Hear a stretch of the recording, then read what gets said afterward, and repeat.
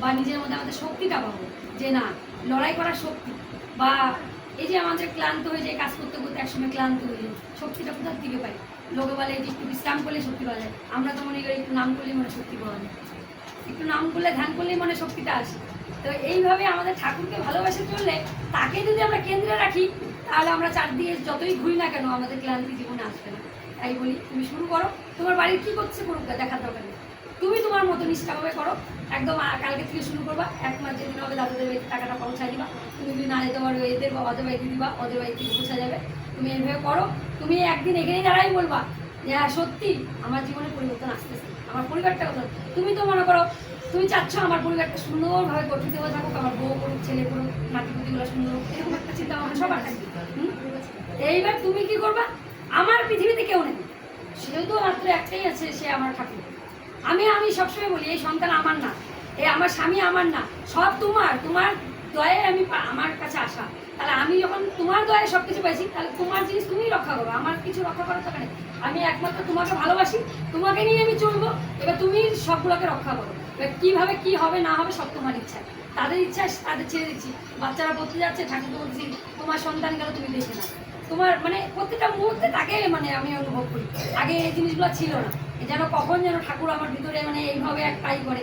এখন অনেক জায়গায় অনেক ধরনের কথা বলি, কোথাও গেলে না আজে বাজে গল্প ভালো লাগে না, আমি মানে ওখানে গেলে ওই জায়গায় একটা পরিবেশ খুঁজি যে গিয়ে ঠাকুরের দিকে কথা বলতে শুরু করি। মানে কেন যেন সবসময় যেন ঠাকুরের কথা বলতে ভালো লাগে, কারণ পরিবেশটা যদি হয়ে যায় তাহলে ওখানে ঠাকুর বলি।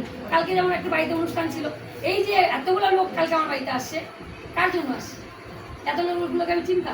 আমাকে একজন বলতেছে, বলে কি তুমি জোর পাকড়ি করতে মারি এই রাজাহাট, তোমার হচ্ছে কি বলে ভাতির বাড়ি, তুমি এত কোনা কামছি চিনো? আমি যে কি 17 বছরের বিয়েতে আমি হচ্ছে 15 বছর কিছুই চিনি, 2 বছর আমি চিনতেছি দাদাদের হাত ধরে, এই দিদিদের হাত ধরে। কেন? পরম প্রিয়কে আমি ভালোবাসি, তার ভালোবাসার টানে আমি ছুটি, যেখানেই হবে আমি ছুটতেছি। দাদা খালি খবর দিল আজকে যাবা নাকি, এখানে দিদি বললো যাবা নাকি।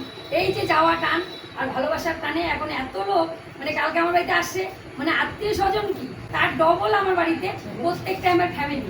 এখন একে অপরের জন্য মন কাঁদে, যদি কোনো গুরু ভাইয়ের কোনো অসুবিধা হচ্ছে বা কোনো গুরু বোনের কোনো অসুবিধা হয়েছে, আমাদের মন কাঁদে।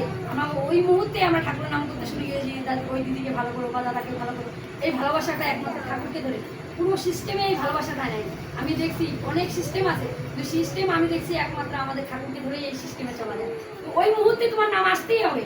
পুরো শত্রু যদি তোমাকে এসে প্রণাম করে, তুমি কখনো খারাপ কথা বলতে পারবে না। আমাদের ঠাকুর এইভাবেই শেখায়, শত্রুকে তুমি মিত্র হিসাবে তুমি ভালো, সে যদি আমাকে আঘাত দেয় আমি কখনো তাকে আঘাত দিব না, এরকমভাবে আমাদের ভালোবাসতে শিখেছে। তাহলে তাকে আমরা ধরবো না? এত সুন্দর অমূল্য ধন পেয়েছি আমরা, তাকে আমরা এত সহজে ছেড়ে দিব?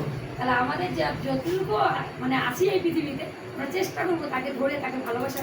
তারপর আমাদের কপালে দিয়েছে, অনেকে বলে ঠাকুরকে এত ভালোবাসলাম অথচ আমার জীবনে কষ্ট যায় না, আমার শেষ জীবনটা এরকম গেল ওরকম গেল। আরে আমার কি কর্ম ছিল আগের জন্ম, তো কিছু কর্ম থাকতে পারে, ওই কর্মের ফল তো আমি এই জন্ম পেতে পারি। কিন্তু এই জন্মে আমি যেটা করে গেছি, হয়তো আমার জন্ম এই পথটা এতটাই সুগম হলো যে আমি একদম বৃন্দাবন ধাম চলে গেলাম। কর্মের ফল ভোগ করতেই হবে, কর্ম সেই আগের কর্মের জন্মের ফলও আমরা এই জন্মে ভোগ করতে পারি। তার জন্য এখন যেটা আসছি আমাদের মানব জন্মটা হলো সব থেকে সার্থক জন্ম। তার জন্য ভালোবাসা ঠাকুরকে, তাই ঠাকুরকে নিয়ে চলা আমাদের সবারই। আর ইষ্টভীতিটা অবশ্যই করবা, ইষ্টভীতিটাই হচ্ছে মেন। আর ইষ্টভীতি করলেই তার সাথে টান ভালোবাসা সব কিছু আসবে।